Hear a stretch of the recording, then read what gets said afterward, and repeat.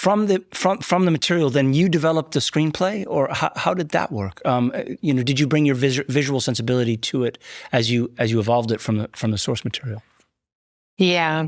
So I had a pretty clear idea after reading the book, at least of the feel of the film, because again, the book is so rich. There's so many layers and possibilities. There are whole episodes about her teenage years, things we couldn't include. You couldn't write 25 different screenplays out of it. But I had this feeling that we need to reduce it to those three layers. The layers, I call them the Orkney layer, which is the present tense. It's the story of her healing. We have the London layer, which are her memories, of how things went down.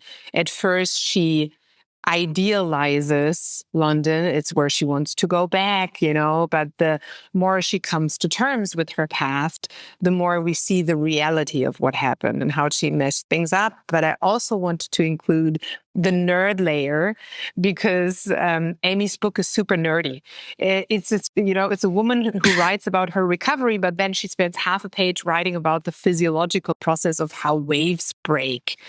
And yes, that makes the book really unique, that you enter somebody's brain who is so drawn to extremes in a way. And now she substitutes alcohol with this fascination of, burying herself in scientific facts. And for example, this image of real Amy spent 2 winters in isolation in this tiny house on Papa Westry, but she was chatting with astronauts on the ISS, I mean, who would have such an idea?